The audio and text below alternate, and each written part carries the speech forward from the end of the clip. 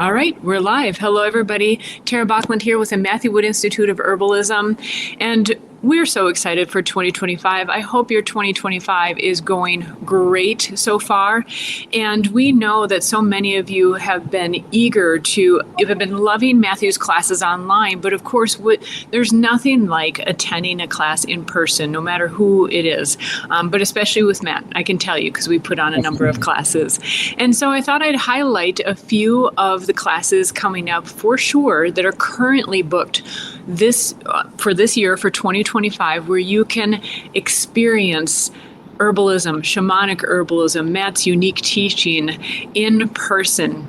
So if you didn't know, to my left or to the right, I don't know which direction you're seeing, this is none other than Matthew Wood, renowned herbalist and author. Matt, do you want to say a few words before we just dive into these fun events that are coming up?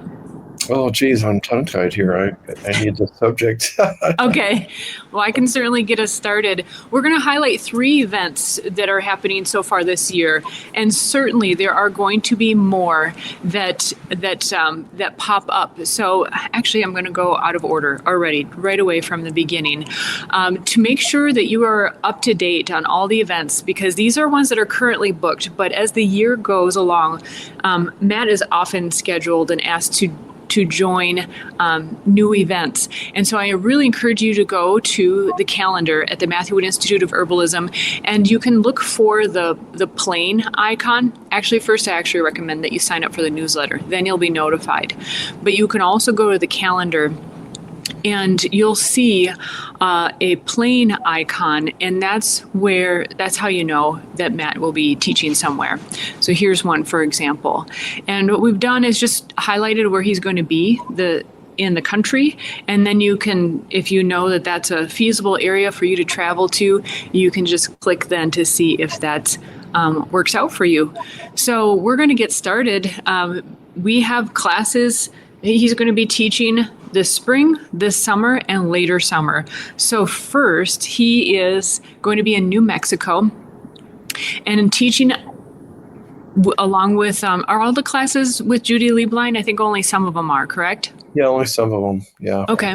So the Herbal Wisdom Series. Here we go, Matt. Should we get rolling?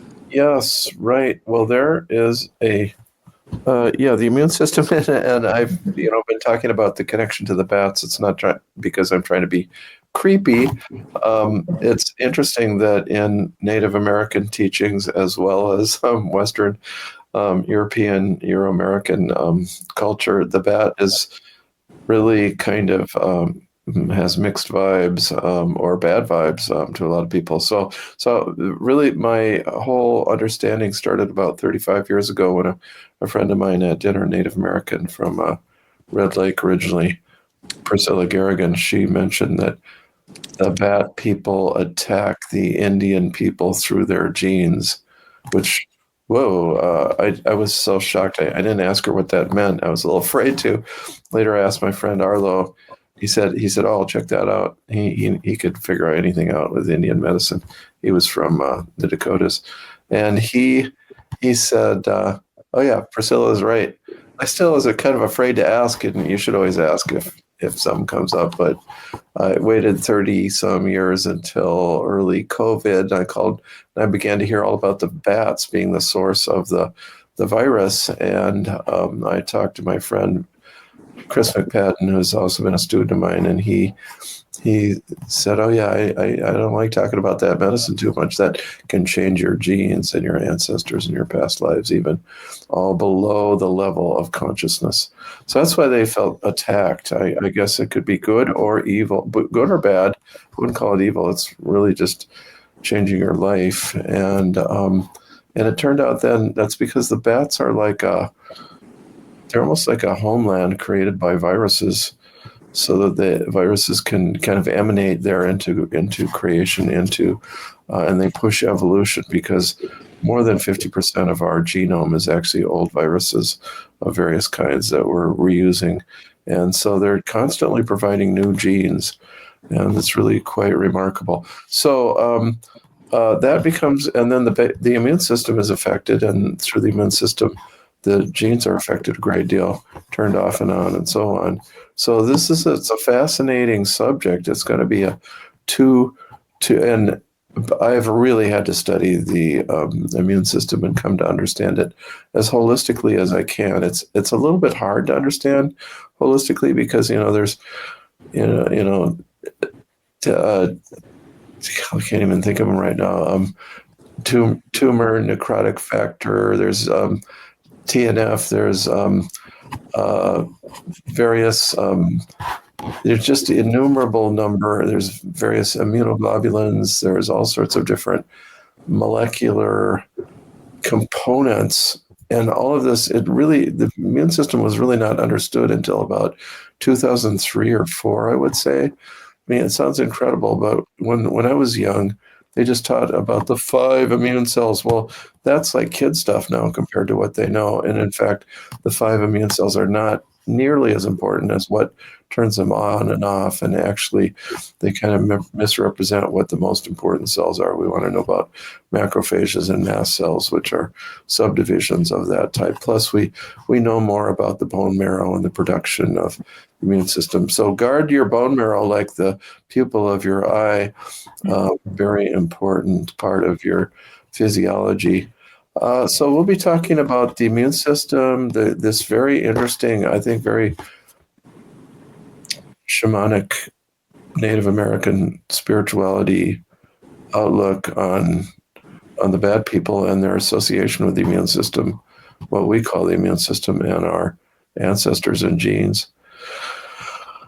And yeah, let's see. And then, so among other things, and then there's my interest in COVID and the vaccinations, the vaccines. And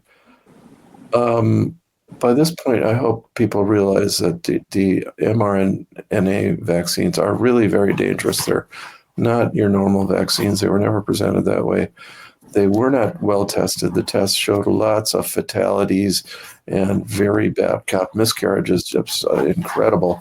There were supposed to be no women who were pregnant in the 42,000 member study, but several hundred did get pregnant, several hundred disappeared. They probably just dropped out. Some nearly 300 remained, and most of them miscarried. And so then it was still recommended to pregnant women. So what else is going on? I've talked to herbalists around the country, and one common side effect is that the pineal gland gets crystallized, covered with crystals, or calcified would be better. And it's actually calcite rather than, so it's a fascinating gland. It lays down a layer of calcium phosphate every year. And that it's like tree rings, and that's recording maybe your life experiences. But this calcification is occurring with calcite, which otherwise is only found in the middle ear. And so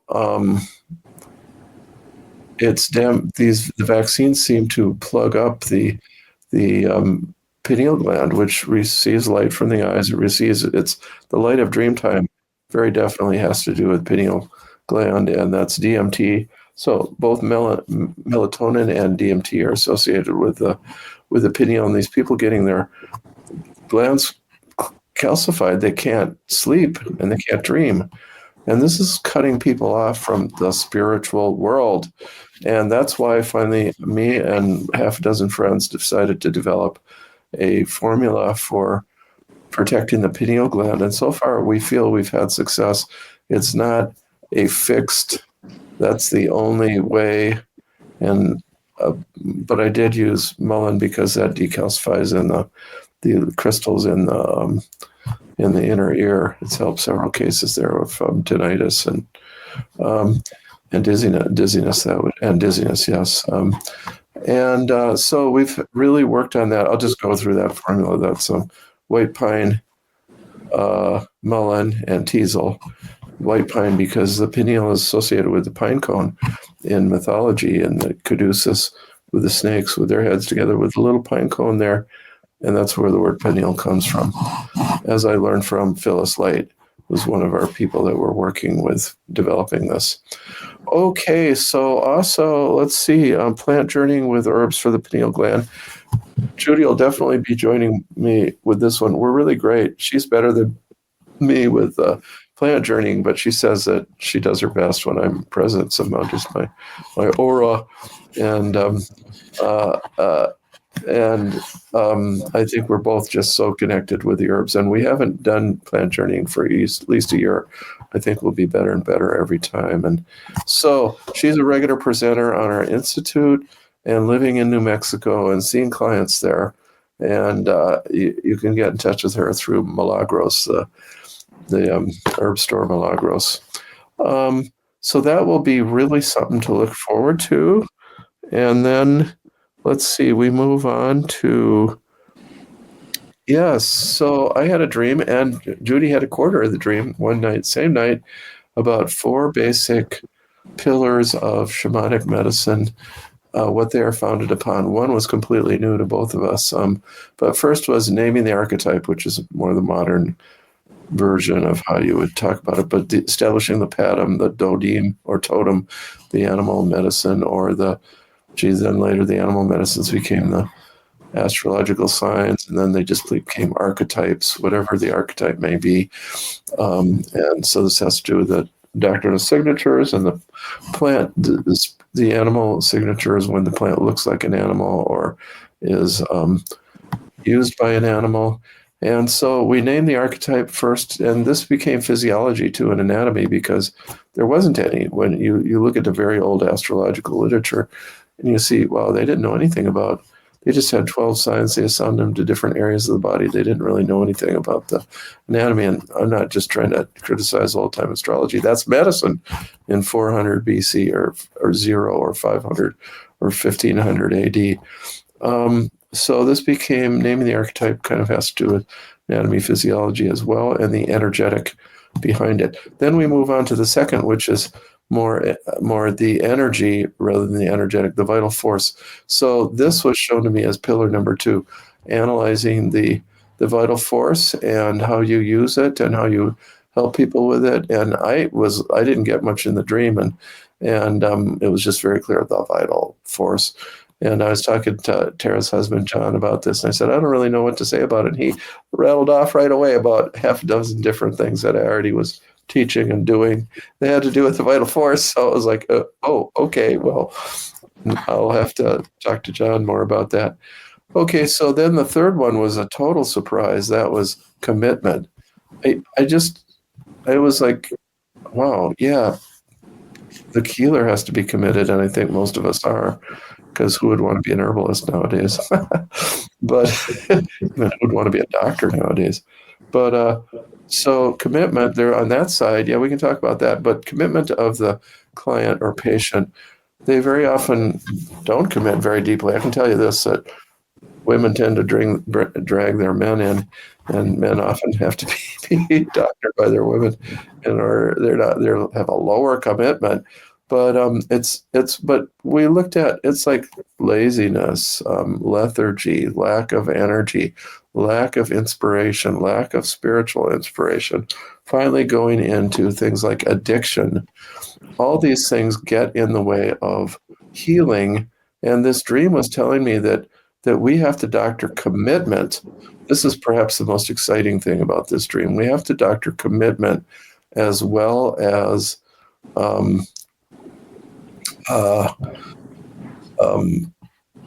the archetype, the energy pattern, the energy itself, etc. We have to help. And there are herbs. So Phyllis and Judy and I have been working this out. Judy had the same dream about naming the archetype, same words, naming the archetype. And so we've been working on commitment, how to work with that, because wow, that's really an incredible insight in addition to, in my opinion, to medicine. Okay, then we have the fourth was, strangely, it was detoxification. I would have thought, hey, this goes before commitment, but no, it went.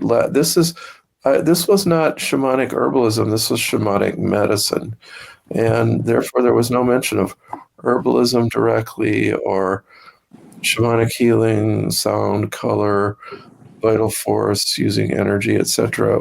It didn't. that was not shown in the dream to me, but detoxification was emphasized. And that's because vital energy is healthy and the archetypes are healthy, but toxins are something different. Toxins need to be removed. They are the non-healthy part of the body, or being in the body, not really part of it. And detoxification, immediately one springs to saunas and sweat lodges. I mean, especially living in Minnesota, Wisconsin.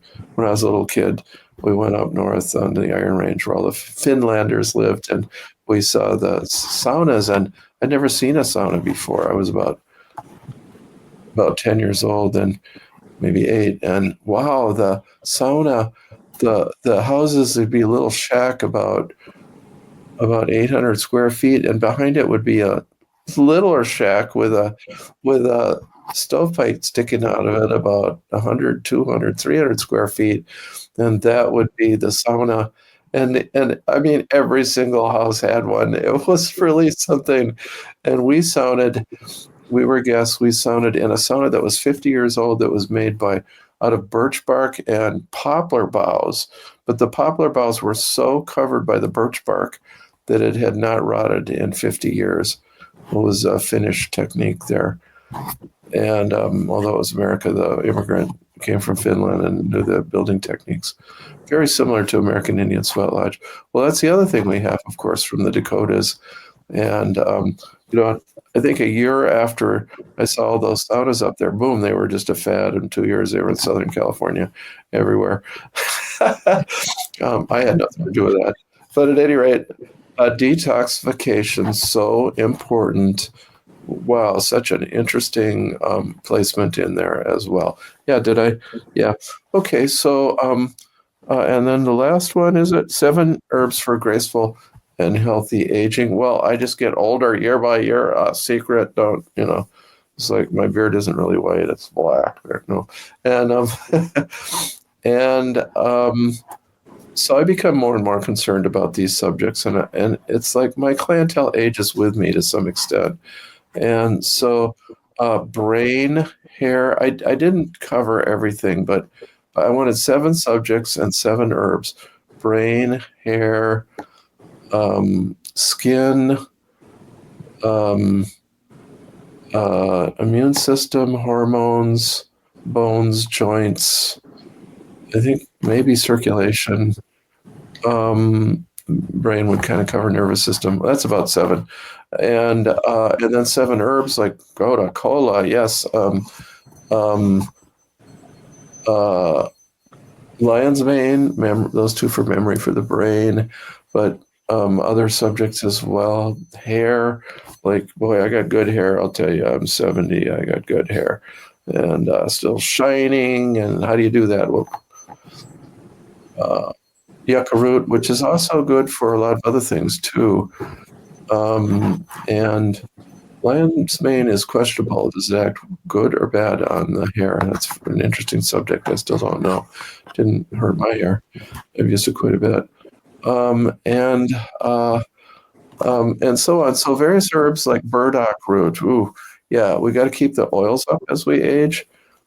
And that's hormones, that's hair, that's skin, that's brain, nervous system. Burdock root, terribly, terribly valuable. And I've come to see burdock as, it's one of the top 3 or 4 remedies that we possibly could, I have maybe come to go to cola a little bit later, but like yarrow, burdock, just really important. Solomon seal's in that. Yarrow is an injury remedy. Okay, so that's the subject matter here. And all I think exciting classes, especially if you're aging, if you're taking care of an old person. It's really, really an interesting class. And generally I have not put these online or even done photographic. We haven't had a camera in these classes. So some of these will not yet be available through the Institute. They eventually will be. So March, you're ahead of the game there. Yep. So yeah, you'll be part of the early crew, and we'll have them later on the Institute. So this is, if you go to the Matthew Wood Institute of Herbalism.com and you go to the calendar, these events will be in March, and where you see the little airplane, that's where Matthew is traveling. And these are going to be in New Mexico, in-person classes, and they are at the Inner Vision Institute in New Mexico. And you'll have the links that you need here. The website is a little bit challenging, but it's TIVIWW.org, and you're looking for the Herbal Wisdom Series classes. And fascinating group of classes, just as Matthew was explaining. So if you want to learn about these events that we're talking about today, I have all the links there through the calendar. Like I said, look for the airplane. We'll have the state where Matthew is going to be, and all the links. And also make sure you're on our newsletter list. That will help you out also. Thanks for joining us. If you are interested in learning more, you can visit our website at MatthewWoodInstituteofHerbalism.com. You can find all of our social links in the description below. Also, please subscribe to our channel so you can keep up with the latest videos.